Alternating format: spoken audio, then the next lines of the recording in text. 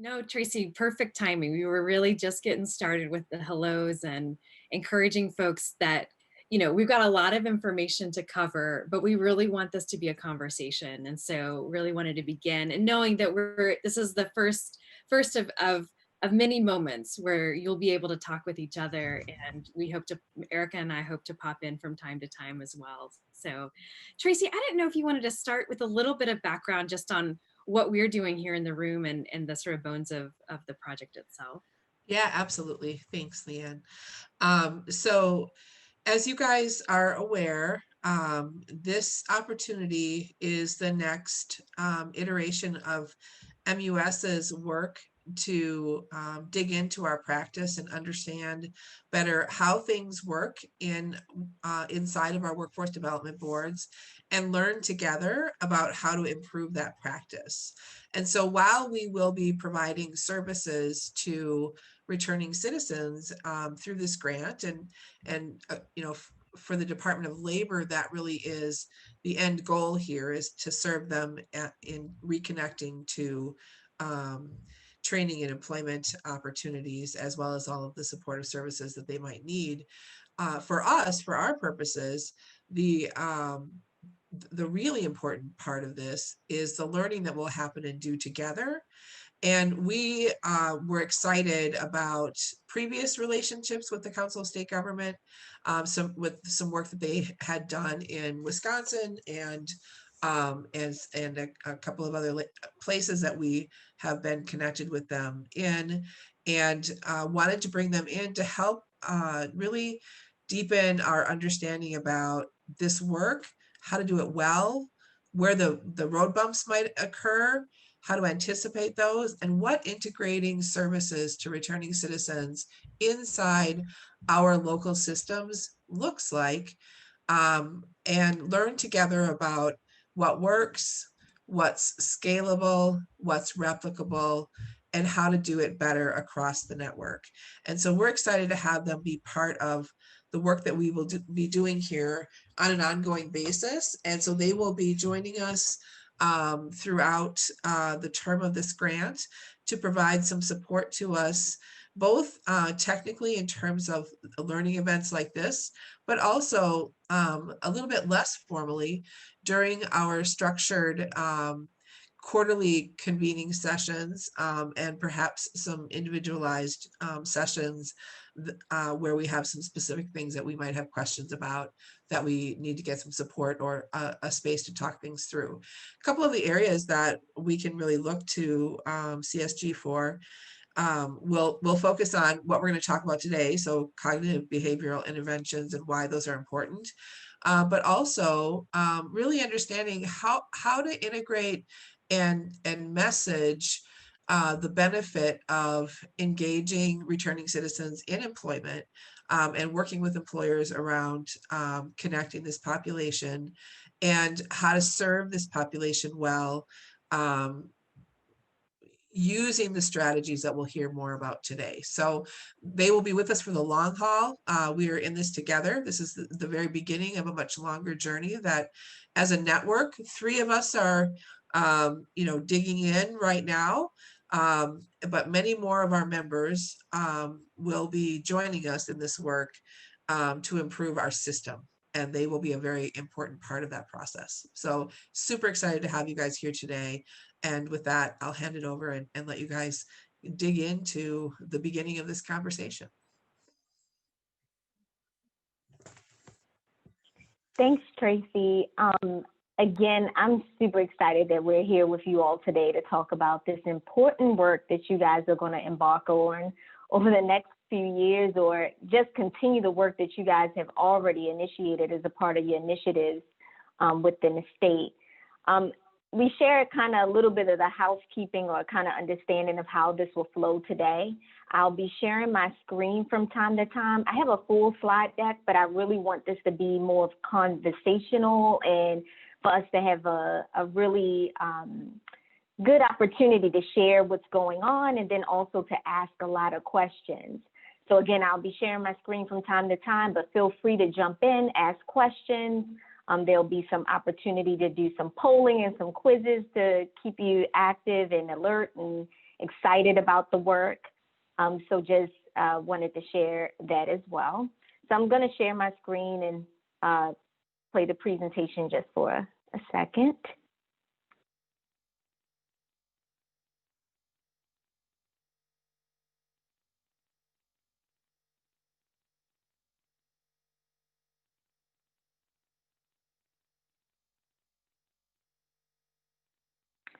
Okay, so everyone on this meeting pretty much understands the importance of employment and why we do this work. But what I want to share is, like, with regards to the research around employment and what works for the reentry population, what we know is that there are many benefits of employment that helps and assists with reducing a person's likelihood of reoffending. So it's not the employment itself, but it's the benefits of being employed. So being employed creates positive relationships, income for families, pro-social activities because they're engaged in this type of work. It also can improve mental health. It also increases self-esteem. And it's because of those benefits that employment can reduce a person's likelihood of reoffending.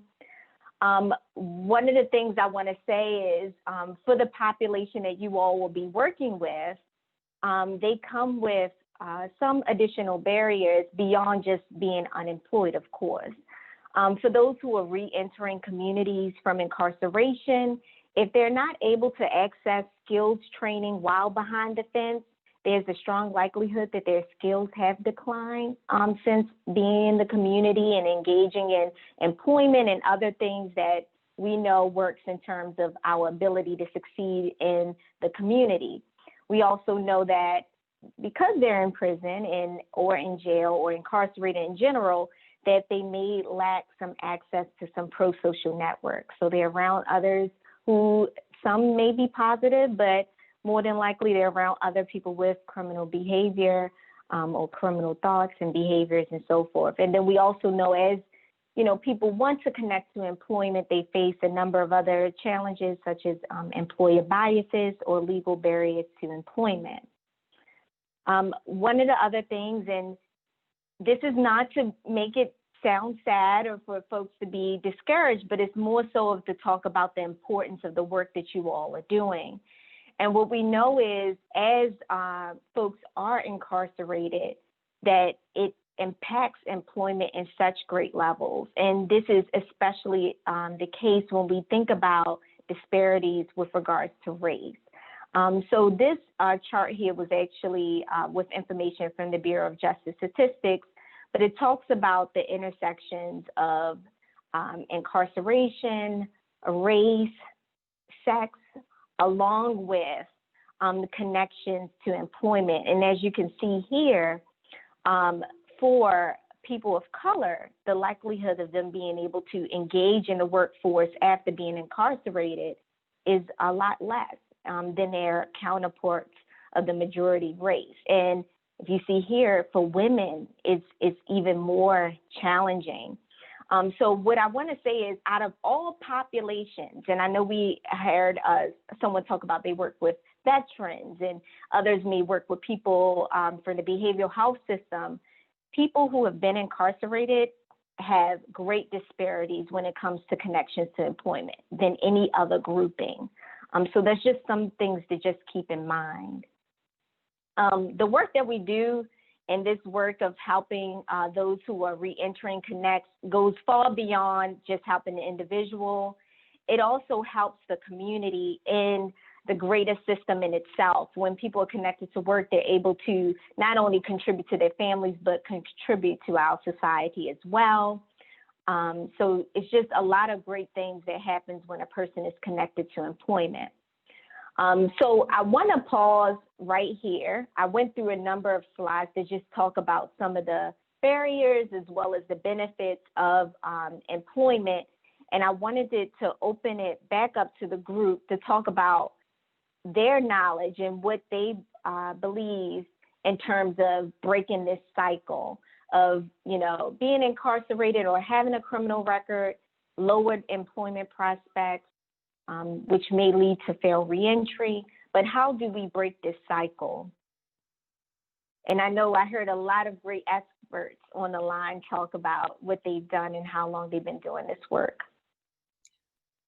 Yeah, I think we'd love to just like, we know that this is not a new question that you have been working with. And so before we sort of get into like what the research says and what some of the best practices are, we'd love to just sort of surface kind of your thoughts about what you know works in your day-to-day practices and programs to help people with records connect to work and careers.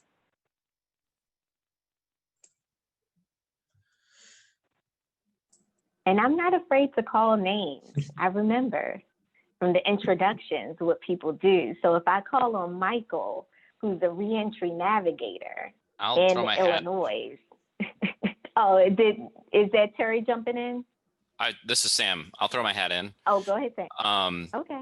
Just something that we had a funding opportunity come down from the state regarding expungement work, which I know is removed somewhat from reentry, given the time that people have to be in the community without additional convictions. But it's a big part of just getting the record completely off, and it lifts a burden on the job seeker.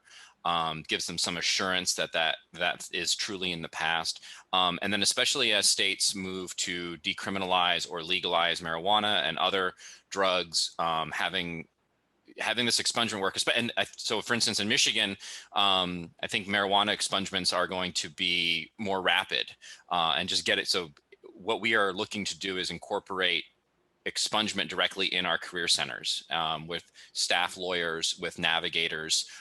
We're lucky that the state has some funding available to us, and we've also got some more generous expungement laws thanks to a recent package of reform bills. But I mean, that's one aspect to it. So I'll throw that out there. But yeah, I would really look at the integration of expungement alongside workforce.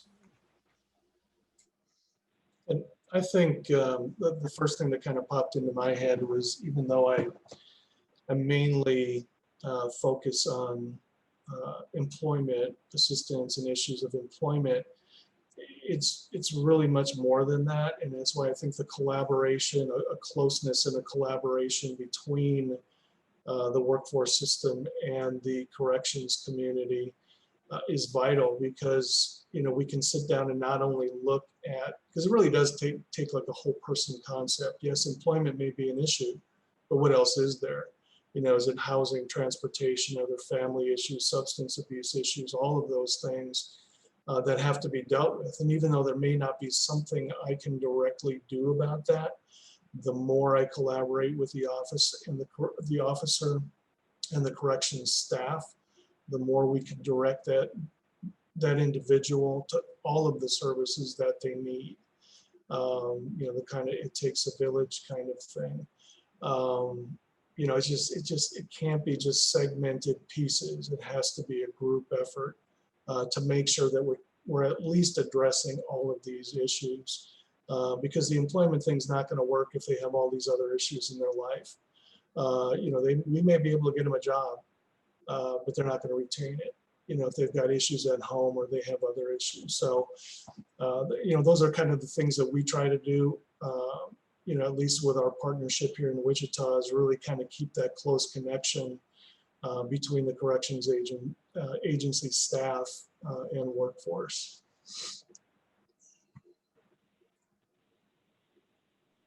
Awesome. Thank you. Thank you for sharing that, Terry. And someone was jumping in. Sorry.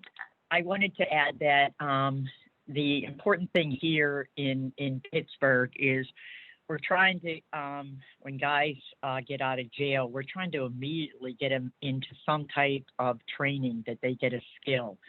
To get that living wage in the Pittsburgh area, you really need to have some type of skill or certification.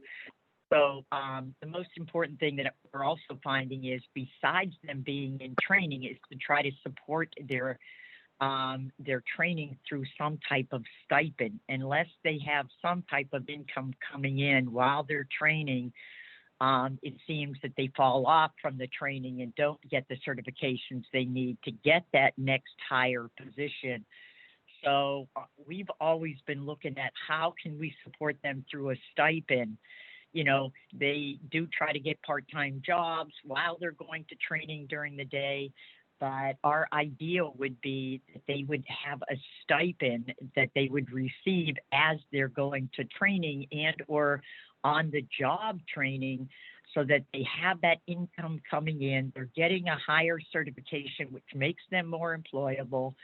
So we found that this stipend or this on on the job training are vital to these individuals getting a higher wage, which then will really reduce the recidivism.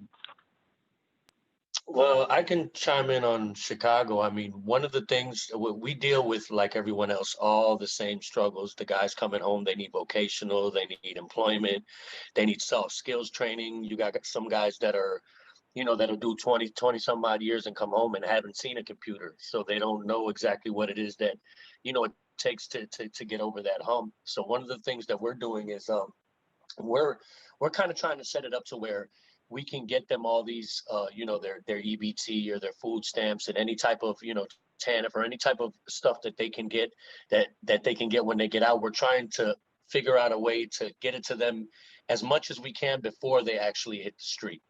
So when they hit the street, we already have caseworkers looking to direct them to the right classes or whatever it is they need to move forward. And we're trying to really concentrate on apprenticeship programs, because I mean, one of the, like she just said it, one of the problems we have is these guys will start the program, a lot of them won't finish, but that's only because if you're looking at it from their eyes, they're coming home and they have to support families, they have to support themselves, and to come out and only make minimum wage, or in some cases not even that, just getting work at labor pools or stuff like that, that doesn't give them what they need to support their families. So it takes away and they kind of revert back to what it is they were doing before. So I think, one of the things that's really needed everywhere is, that when they come home, they should be given, mentorship, a caseworker, somebody that could push them in the right direction and have a schedule set up for them. So that way they know, I'm going here, I'm going there. But you're right. One of the biggest problems is, it's always going to be is employment.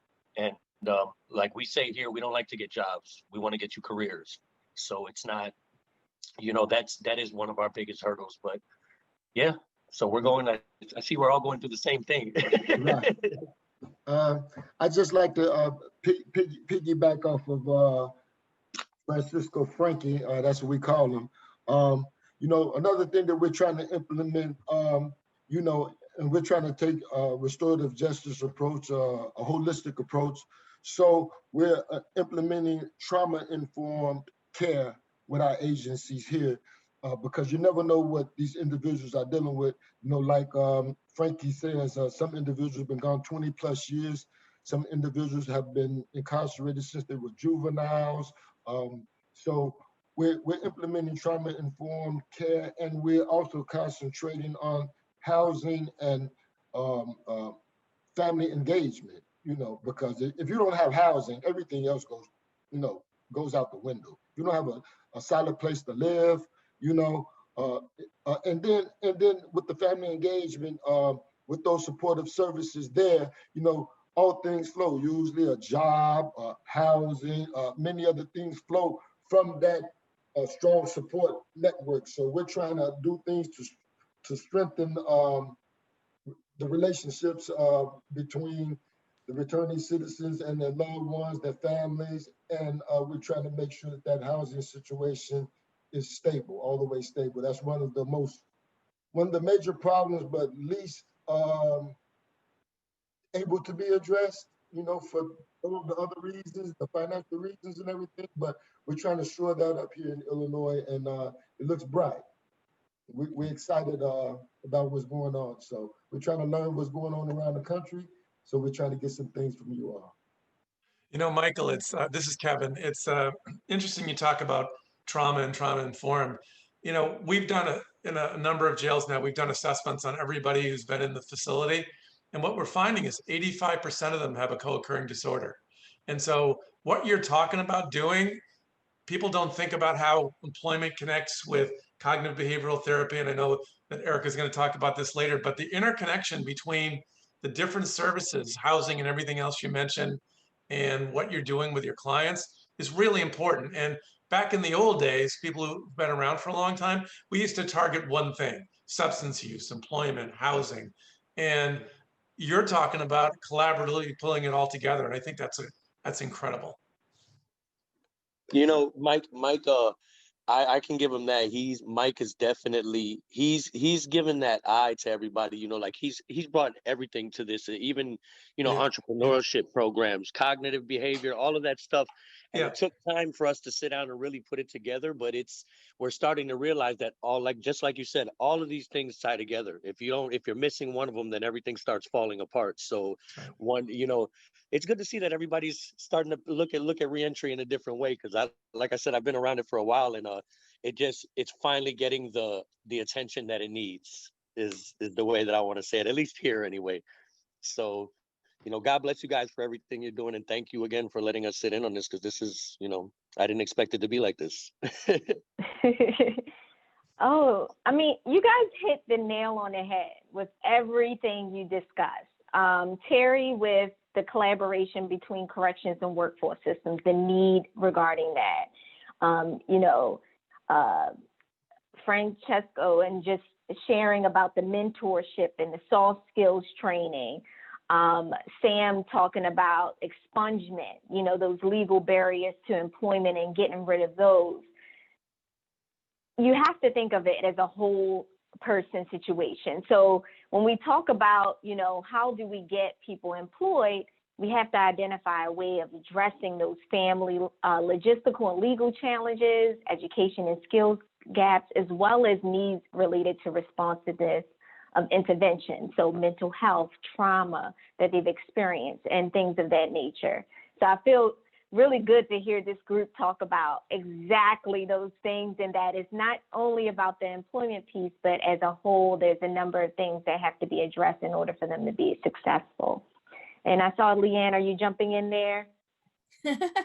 Well, and it wasn't even just that as well, but how much we've learned over the years that we don't have to send people to 12 separate programs to check the boxes, that we can integrate these interventions together, and recognizing that a lot of what we have over the last, you know, many years coded as a person's failure has really been about, you know, things like low wages and the patterns of participation in low wage work, as well as training programs that, you know, don't attend to sort of the basic needs and the importance of lifting up income as a critical strategy, especially for folks recently released from incarceration. So it's like I mean, truly, all of the pieces that we both are learning from our own experiences building and putting these programs and interventions and supports in place, our work with clients, but also what the research is emerging as sort of the best practices for how we can deliver highly effective interventions for a justice involved population. And you really did like hit all the headlines. So all we're going to do is tell you what you already know and give you the research backing around it. You know, so you'll hear the why. Why is that so highly effective? And we'll be sort of making that connection between what you've surfaced here and what we know the research has also reinforced for us as well. Yeah, awesome. Thanks, Leanne, for hitting that home. So today we're just going to talk about these, you know, several strategies around increasing employment opportunities for those who have criminal records. We're going to spend a good amount of time talking about skills building, but we also know that even after you build the skills of a person, employers have to be ready and willing to connect them to those opportunities. But then we're also going to briefly talk about reducing policy barriers, like Sam mentioned, with regards to expungement practices as well. So I'm going to speak to exactly what Terry was mentioning with regards to corrections and workforce development systems and working together. What we're finding, although more states are moving towards this, is that corrections, reentry, and workforce development are kind of operating on parallel tracks with limited coordination, even though they're working with the same population and have the same goals, right? From the workforce development side, it's all about connecting people to the workforce, the labor force, and having them excel once they're there and providing them with the skills and supports that are necessary for doing so. On the corrections and reentry side, they want people to be successful and connected to the workforce. They also don't want people to come back into the correctional system. So they're working to break the cycle of reincarceration and joblessness. And all of these systems, whether it's, workforce development, I said corrections here, but even human service systems, they all trying to maximize limited resources, working with the same population, but again, a lack of coordination. So what I want to do is I'm going to quickly breeze through why these two systems and sometimes multitude systems, when I talk about human services, how they all have these best practices that are really geared to building people's skills so that they can connect to the workforce, but then also reduce their likelihood of reoffending, and then talking about how we can merge these best practices together to serve a client who is reentering. So on the correction side, we talk a lot about risk, need, responsivity principles, and this being the guiding lights of how we work with folks who are in the correctional system. And this should be probably not new to many folks, these principles, but just high level risk principle is really about focusing your resources on those who are more likely to reoffend. That's where you get more bang for your buck. The needs principle, understanding what the person's needs are in relation to recidivism, and then target them with interventions. And then the responsivity principle, which as a field we're still growing on, is how do we tailor those interventions to support a person's individualized skills and their strengths, and then how they learn, how it's used to support them in learning new skills and strengths and beliefs. So I want to take a polling just really quick. I have a question here. I want you guys to share with me, what do you believe are the top 4 predictors of recidivism? So we have quite a few opportunities here or selections here, but I want you to pick 4 out of the group. And I know Amy is not connected to a computer, so I apologize about that, but I'll read them to you. We have antisocial thinking, lack of education or employment, family and marital stressors, antisocial peers, antisocial behavior, substance abuse, mental disorders, lack of pro-social leisure time. And we already getting folks to put in. I'm gonna give 2 more seconds, and then we're gonna close the polling and kind of tally up the results. Very interested in seeing what you guys believe are the top 4 predictors of a person reoffending. Okay. And I'm ending the polling now so we could see the results. I didn't finish. Okay. Can you guys see the results or no? Are you only seeing the PowerPoint? Can you see the results? Yes. Okay. Yeah, I can see it. Oh, okay, awesome.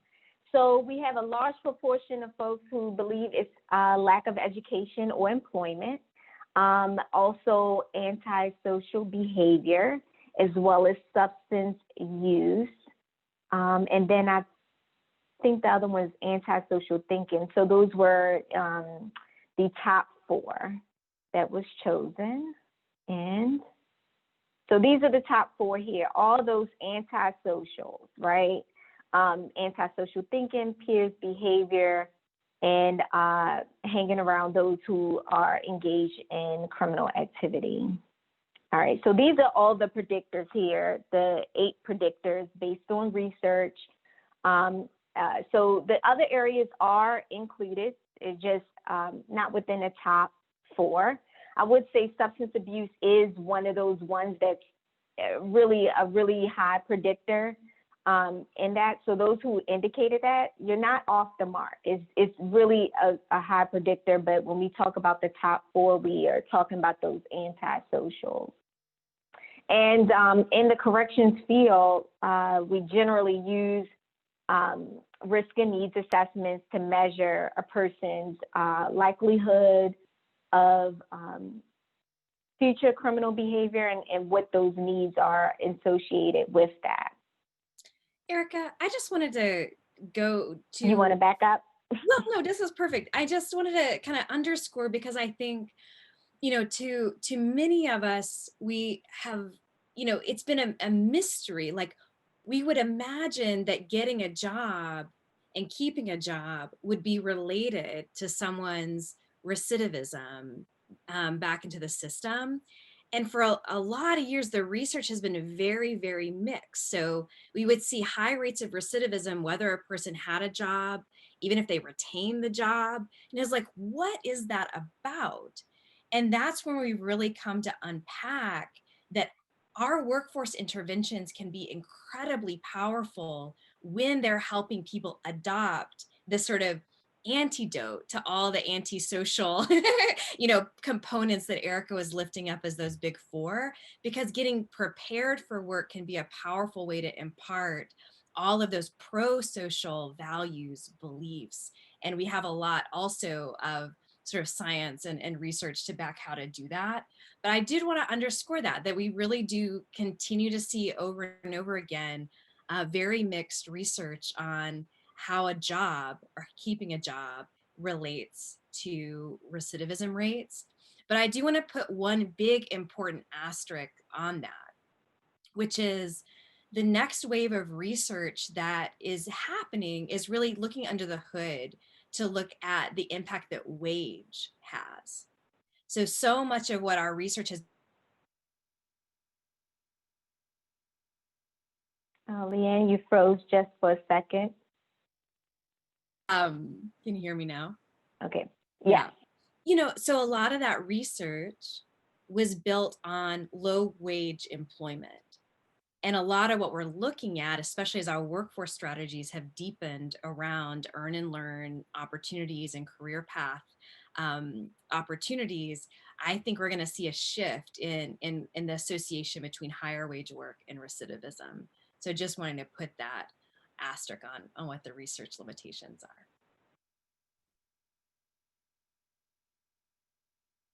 are. Thanks, Leanne. And that kind of geared us up right to kind of unpacking this a little bit more when we talk about employment and how it is assisting in terms of reducing a likelihood of recidivating. So when we talk about risk factors, although quite a few folks definitely understand how they're important and how they relate in terms of people being able to secure and maintain employment, those big 4 that I shared before, those antisocial thinking, behavior, peers, and so forth, can affect a person's ability to succeed in the labor market.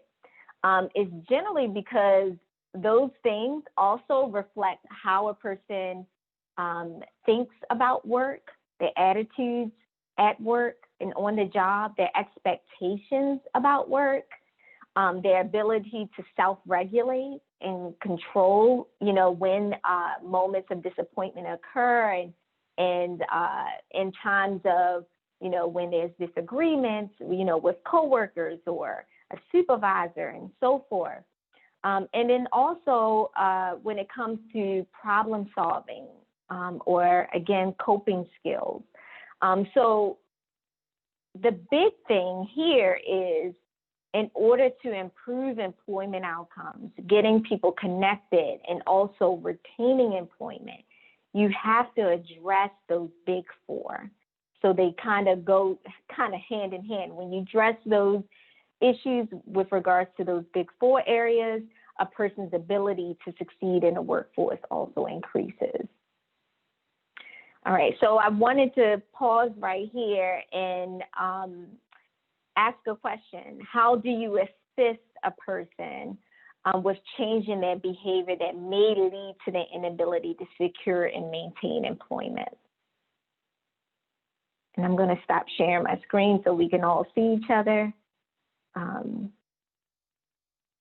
So I'm interested in learning what strategies you all use. I know with working with jurisdictions across the country, they talk about employment retention and the emphasis and the things that they do with working with clients to maintain employment.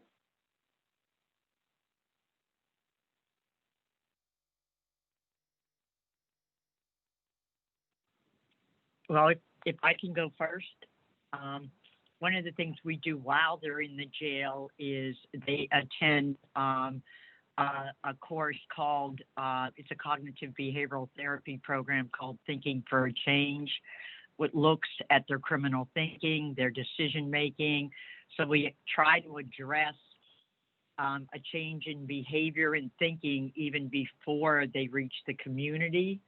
So we're trying to start way ahead of time on how some poor decisions that they make can then have major consequences or ramifications. So that's one of the things we try to do in the jail, way ahead of them coming out.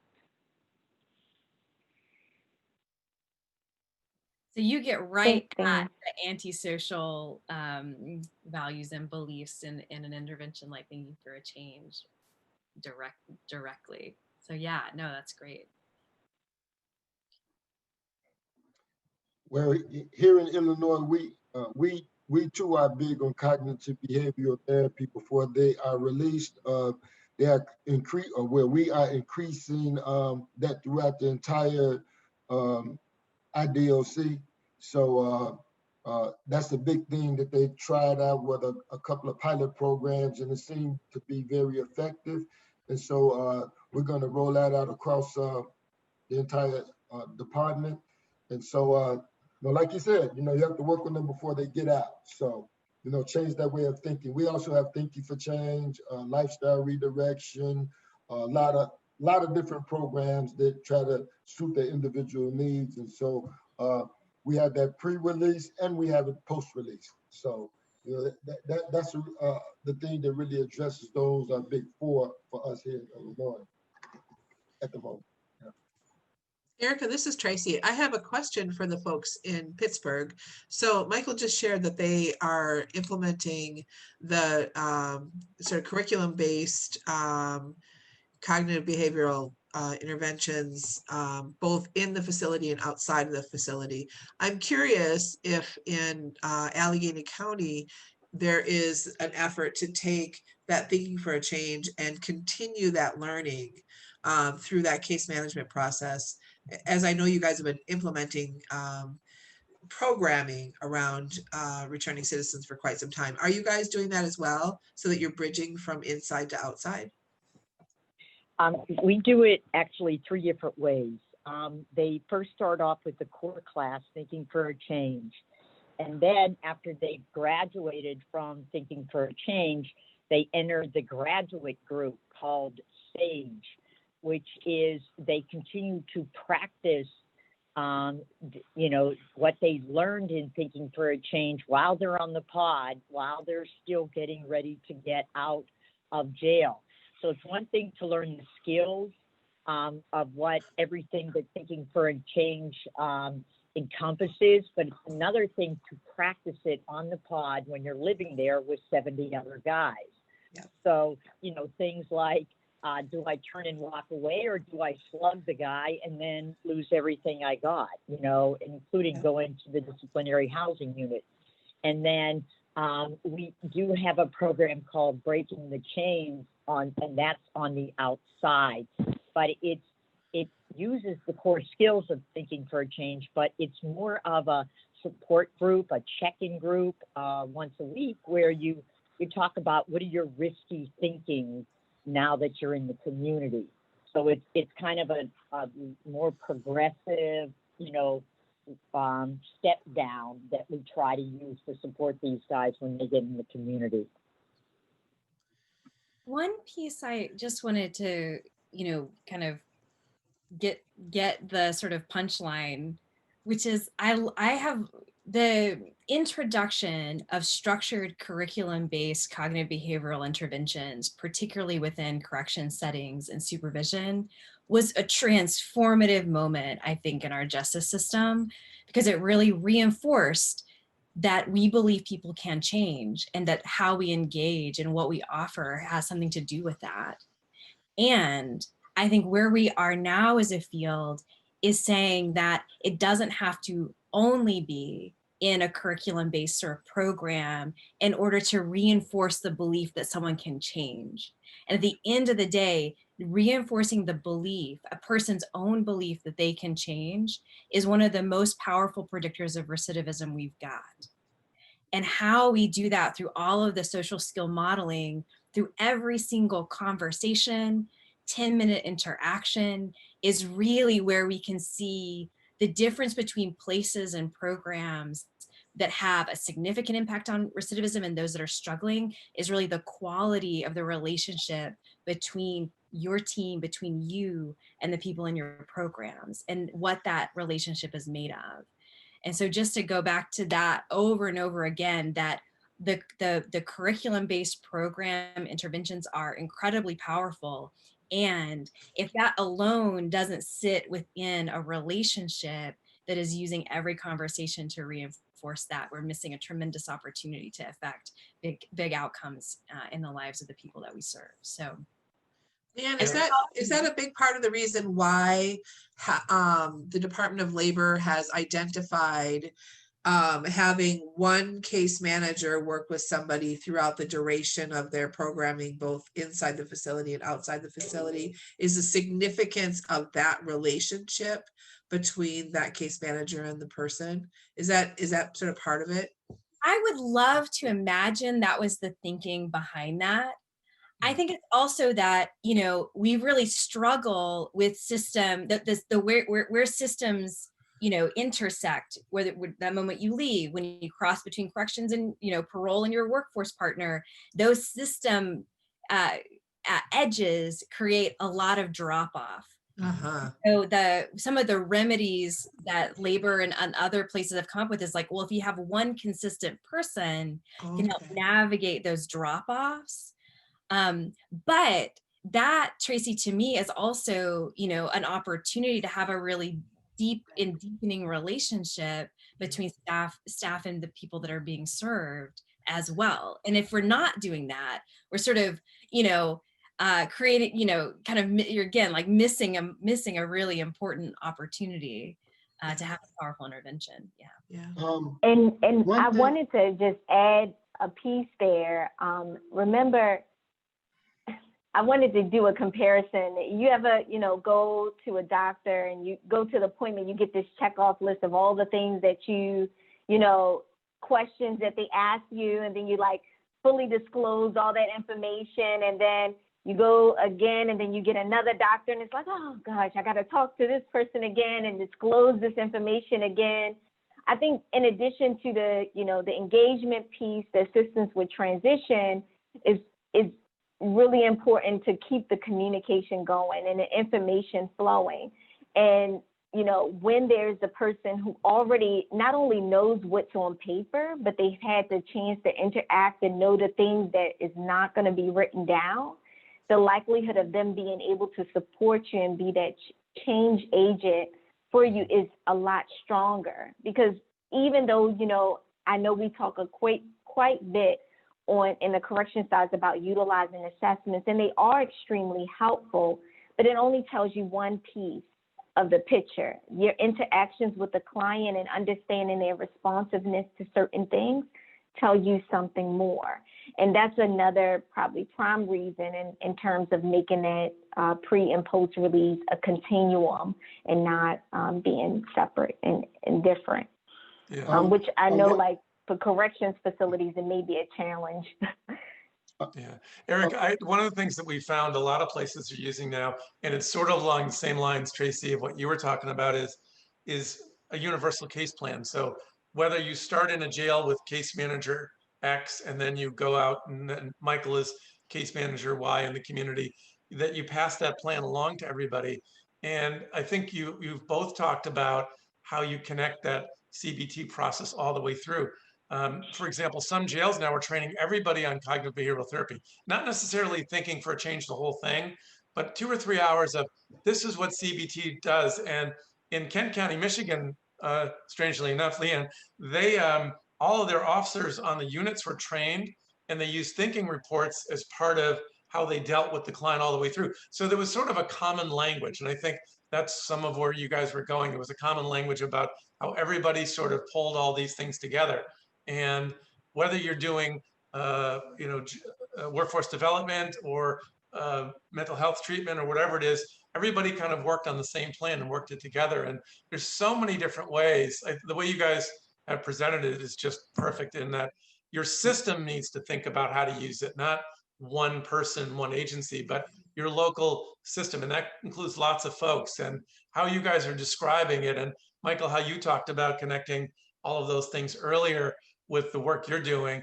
I think that's just that's so different than what we used to do 15 years ago, where we do program X over here and then program, it wouldn't connect to anyone. It would just be a program. And research is just showing that doesn't really work very well. One thing that another thing that we're doing here in Illinois, in addition to that type of case management, we recognize the fact that it's very important to utilize peer mentorship.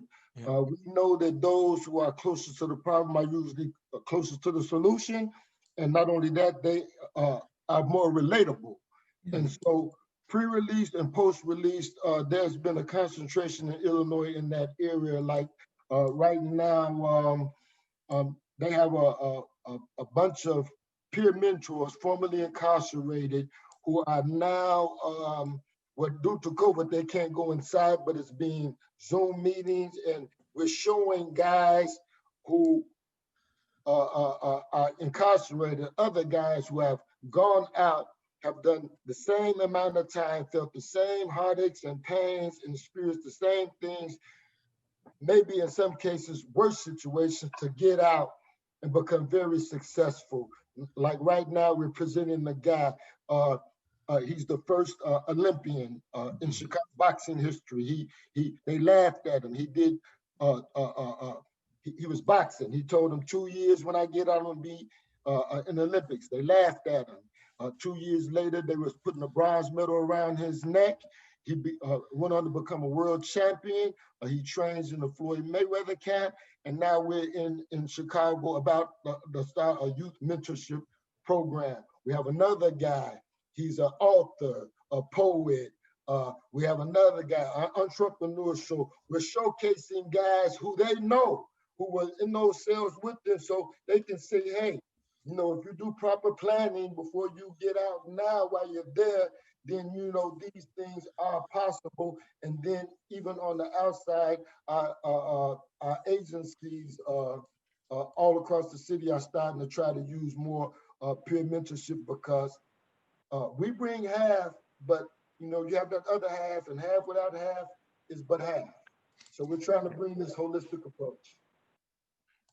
Michael, thank you for bringing that up. I mean, peer mentorship is an important piece, and they also can contribute to modeling pro-social behaviors, and then also just being able to share, you know, how they navigate the system, because they do see it from a total different perspective than a case manager or a corrections official or something like that. So Leanne, did you want to talk a little bit about CBI? We have a few slides here we can jam through. Sure. I mean, as we've all been talking, you know, I know this is not new, but I really like to break down what we mean by cognitive behavioral interventions in the most simple way possible. So, you know, really, to me, what cognitive behavioral interventions are all about is that we know that what you think affects what you feel, and that affects what you do. And so helping a person adopt ways of thinking, values, and beliefs that support good, productive coping strategies, that support their decision-making, that support the choices they're making in their lives that are relevant to them, is what sort of changes that sort of equation between think, feel, and do in a more pro-social positive direction. And so that's why we really say that there's a million ways to do that. That we have really begun, particularly over the last 15, 20 years, to do that in more formalized ways through programs. And where we're going, I think, is looking at every opportunity in every conversation to reinforce those social skills that we know help folks adopt productive coping strategies to the stress in their lives, to the trauma that they've experienced, to the barriers that they will encounter, and really build their resilience and support their resilience to confront those parts of their lives that could be a setback, and really give them an opportunity to really overcome those obstacles. And that's what the heart of CBT is all about, or CBI is all about to me. So I wonder, so when we look at changing behavior, a whole bunch of our literature around this comes out of social learning theory, which has been well researched, and we have decades of an evidence base behind sort of these like nuggets we're lifting up here, which is one of the most powerful ways to help someone change their behavior is to model pro-social decision-making, pro-social problem solving, and other social skills. This is where we really get at sort of the culture of your programs, or the culture of a corrections agency is deeply, deeply influential into whether antisocial patterns will be reinforced or pro-social patterns will be adopted. So if we ourselves are not modeling the social skills that we hope our clients will adopt, then we could actually be having a negative impact on a person's life. So that's really very powerful. And Michael, when you talk about the role of peer mentorship, I think our research is really just catching up to what a lot of us have said for a long time, which is when you have someone who can relate to you, there's a powerful path there to shifting a trajectory in your life. And that, from a research perspective, really boils down to modeling and having someone help you reinforce those pro-social choices as you go. So that's all the science, and it's like nice to see our science kind of match, what we all kind of know to be true. But it's taken a while to get those sort of parts to align, the science and our sort of intuition about what works.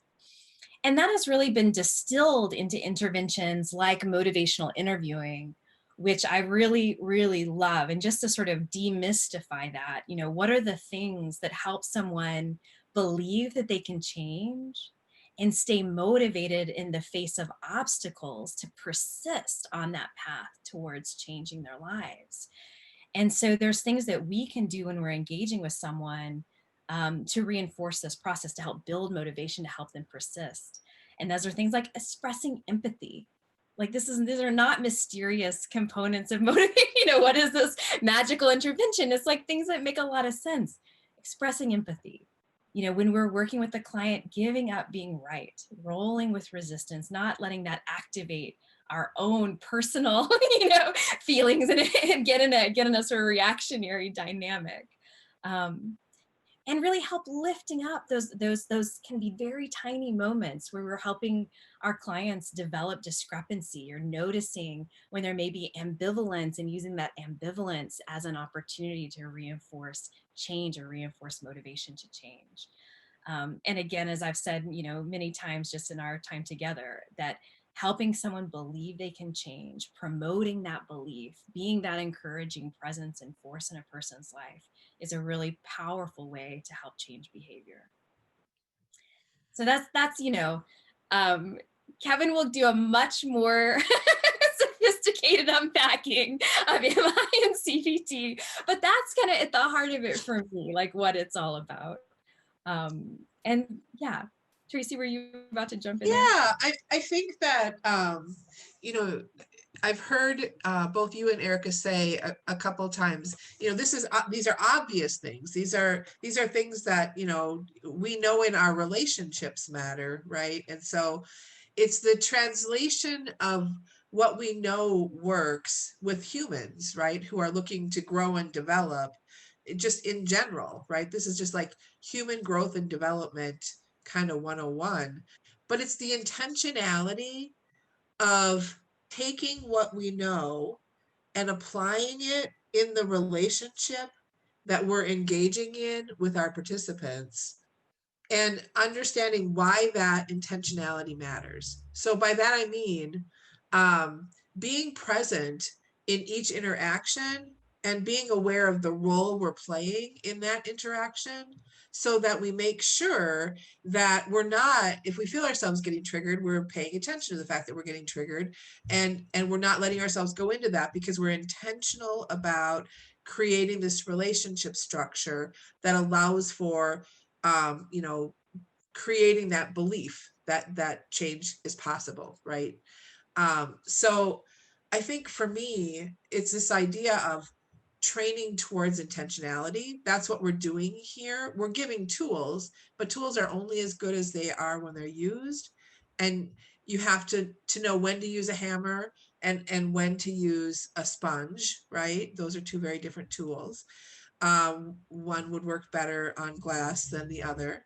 And so we need to know which tools to use. You guys are sort of starting to set up that foundation for us here, and Kevin will continue that. But we also, I think, need to understand that those tools become a way of how we interact, and and I'm kind of struggling with the words here, but with intention. I hate to keep repeating that, but it really is important to spend time in these conversations to unpack what we know, what we think we know, what we've experienced in a community that is safe, and allow that to inform then how we go back into our work. So it isn't just about walking into a training class one time and boy, you just dumped a bunch of stuff into my head, and now I'm perfect and I can just go out there and be in a space with folks that I'm looking to serve, and I'm just going to be able to do it. That's not how it works, right? So that's why we're setting up the system the way that we are, to create inside this process the intentionality of growing those attributes that we want to see and be able to model once we're out there in the field doing the work that we do. And then the ability to come back to this team and this community and say, okay, wow, you know, I tried X and Y, and that was, I'm struggling with that, and I'm not sure exactly what's going on. It's so critical to have that space with peers who get it, to come back to. So I think we're beginning that dialogue, that conversation here, to set that structure up so that folks know that there is a place to come to. We will have those quarterly sessions where folks will have some facilitation around them, but it will create the space for us to talk together and to learn together. And that's the hope that we're laying out today with the launch of this series. So I just wanted to really kind of hammer home the importance that this is a space of learning, and that it's going to inform how we do this work together, and how we do the work in our local communities, and how we take that and leverage it to the broader work of sort of the public workforce system.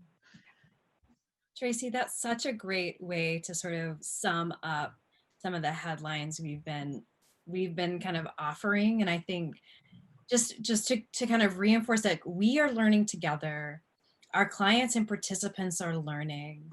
And in that, it's really all practice. It's all practice. And we would expect failure.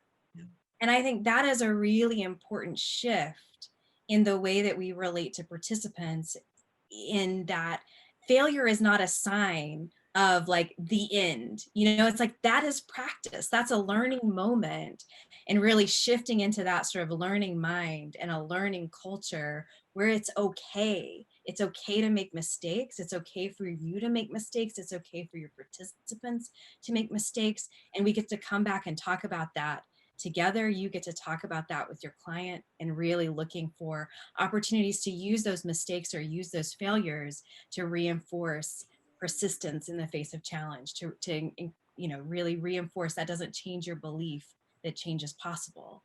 Yep. So lovely note that you wrapped us up with. Have like only 80 more slides. I think that we could get to in like we set the tone in the beginning. Like this is about you and what you need, right? So we have like 8 minutes left. So I want to give an opportunity for folks to tell me what is helpful and what they would want to talk more about. So we can talk about how do we integrate these two systems, and we have slides on that. We could talk about business engagement, and we have slides on that. And then we also have, about state policies and some of the things that Sam was talking about with regards to expungement and understanding what other mechanisms are out there to assist people who are connecting to the workforce with records. So, you can shout it out, you can type it in. What would be more helpful to use the last few minutes of our time? We could also, discuss kind of lessons learned. I mean, as technical assistance providers, working with pretty much every state in the country, we have a lot of lessons learned in terms of reentry programs and, where there are strengths and challenges. And you guys have mentioned quite a few in your own right in your programs that you guys have been implementing. So. And I think too, Erica, as we're sort of framing up these last couple minutes, I wonder if you guys could, and we could do a quick round robin, but what is it as you're planning to launch for those of you who are working with us on this grant? And for those of you who are currently operating grants, same question, operating programs, same question. What is it that's keeping you up at night about getting ready to move forward with this this launch and implementation?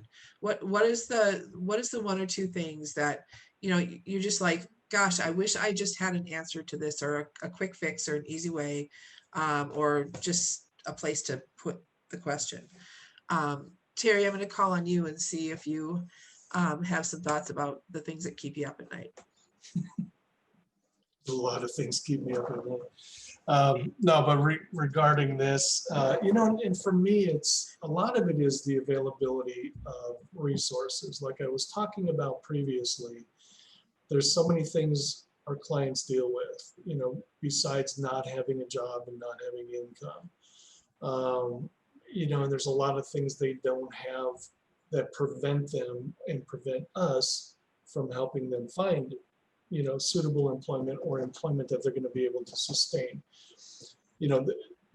Some of the most difficult things we deal with here in Kansas are the availability of transportation. Bus passes, which used to be readily available, are almost impossible to find for many of the agencies anymore. I have clients who walk 5-10 miles a day to get back and forth to work. They're willing to do it, but for how long, and how many of them will do that? So things like that. Housing is another very difficult issue, especially for, sex offenders and some of the more severe crimes. I think just the lack of some of these things that should be a little bit easier for us to deal with. I mean, money for bus passes, we can't find money for bus passes in the budget. And I know there's limitations to things like that. And there's a lot of misuse of those things, which led to a lot of cases those being lost in the first place. But simple things like that should be so attainable that we can't seem to get our hands on. Those are the things that keep me up at night. I mean, we don't have that big of an issue finding work for most of our clients. I mean, and it doesn't matter what kind of crimes they have or how many they have, there's something out there for them. And the wages are increasing dramatically. We're in a low cost of living area, so they may not need to make as much money as they do in Chicago or Pittsburgh or some bigger areas. It's not finding them employment. It's everything that goes into getting them there and keeping them there. And sometimes those are very simple resources that we just can't seem to get our hands on. And Terry, I mean, you brought up something that is extremely important, and that's, you know, how do we address the other areas? We workforce folks, we know how to get people employed, we can get them trained, but the housing piece, you know, the transportation piece, and I think it just brings more, even amplifies the need to make partnerships and understand what resources are available within the community. I mean, there's some things that is just extremely difficult, like housing. There's a housing crisis all across the country. It's just challenging. But I would, you know, I would say encourage folks to, you know, make sure that they're making connections with other agencies, not just the ones who are working with reentry, those who don't even talk about reentry and understand what resources they have. So that you can identify how you guys can be supportive of each other, because there's some places that would have maybe the bus passes, but don't have the training opportunity. So, you know, being able to say, like, you know, we have this great training program, but, you know, we understand that the transportation could be an issue, and being able to partner with those agencies to support that and understand what's going on. One other thing, and I see Leanne is going to jump in, is understanding, you know, if you guys have a local reentry task force, are you engaged? Do you participate? You know, do you go to meetings? Do you go to meetings in other agencies to understand what they do and what's available, so that you can tap into their resources and partner together? Because then another challenge is also going to be, how are you going to get people into your programs? You know, like once you get running, how am I going to get more and more people in, and building those partnerships assist with that as well. You know, one of the and sorry, I just want to jump in because this is one of the things that me and Mike go back and forth about all the time, is that me and Mike were both hired because we are grassroots and we know the system and we know what resources are out there, so we can produce a landscape of everything that's not being showed to everyone. And one of our biggest things is, you know, a lot of the centers and a lot of the people that we work with, they offer all the services needed, but the streets don't know about them. And the grassroots mom and pop places that are out here every day in the community doing their due diligence and fighting the good fight to make sure that these guys have what they need are the ones that aren't getting the funding. Now, we spend a lot of time where, you know, the money goes and certain places will take the money, but then when the client walks through the door, it's like, okay, we're going to send you here. They don't, you know, a lot of people don't mind sending them to the neighborhood to get the services they need, but they don't want to send the funding to the neighborhood where the services are needed. So it's kind of a big gap between, you know, we can offer everything in the world, but if the people who need it don't know about us, what good does it do? So I think that one of the big things that we're dealing with right now is that these places that have been around for I've got places around here 10, 15, 20 years. They've been doing community service and offering this stuff. But they, for some reason, you know, when times get hard and they got to shut their doors, everybody's still standing in front of their door, but they don't have the funding. So I think that's a big issue too. And I think that, you know, not just for Chicago, I just think that, you know, I'm sure in every state, like if somebody took the time, just a little more time to dig and weed out those places that are really giving those services and kind of, you know, give them the nudge they need, things might come together a little better. So I just thought I'd say that because me and Mike go back and forth about this all the time. So. And just the one last note I wanted, because Francisco, that's such a perfect piece to highlight, which is the role that you as workforce leaders, that you as community leaders play in lifting up the importance of ensuring there are fewer barriers, that are the supports required to successfully succeed in the workforce, and making that case from the economic well-being of your neighborhoods and your communities, from the meeting the needs and demands of employers for the lives of the people that you work with. Having you as a voice, making it clear what those gaps are and where needs aren't being met, and how important it is for our communities that those needs are met.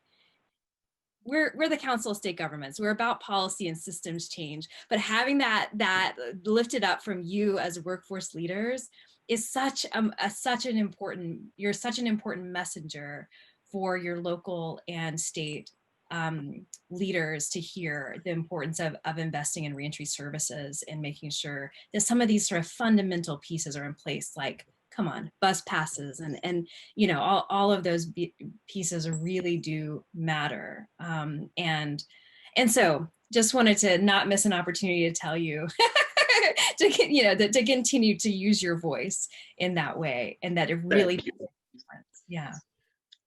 Thank you. And thank you guys for everything that you've showed us here. I mean, like, this was very informative and I can't wait for the next one. So, but it's great to see that there's other people out there that are concerned about the same things that we are. And, you know, like me and Mike, we've been doing this from before we were even hired to do it. So it's nothing new. It's like, you know, Bill Gates, when you go to work and you're doing what you love, it's really not working. So for us, it's just, it feels good to see that there are people that are interested in making change the ways that we want to. So thank you guys. Thank you. Well, we went through an hour. Can you believe it's been an hour and a half already? I feel like we could probably go for another hour and a half. There's just so much to cover. The good news is we'll continue to cover it. The bad news is just not here. And so I want to thank Erica and Leanne for sharing their experience and knowledge, as well as the rest of the folks who joined us here. I really think this has been a great conversation. I've learned some things that I'm certainly grateful for, and look forward to the next opportunity to continue that learning. The next step here, for those of us who are part of the reentry network we're establishing for Midwest Urban Strategies, is going to bring us into a training session that Kevin will be leading, that will look at cognitive behavioral therapy and taking a bit of a deeper dive and a more deeper dive. So you'll have that, the dates of that coming up soon. I don't think we have that scheduled yet, but that'll be coming along soon. We certainly would like to get your feedback. So we will put together a survey and get that out to folks to understand better what kinds of things would you like us to continue talking about, so that we can make sure that as we're bringing Erica and Leanne back to the table, that we're unpacking the things that matter the most to you in your local practice, so that we can improve that practice and continue to build our field. So thank you all for joining us today, and we will see you all again soon. Bye, everybody. Bye. Bye. Thanks for having us. Thank you. Bye, thanks.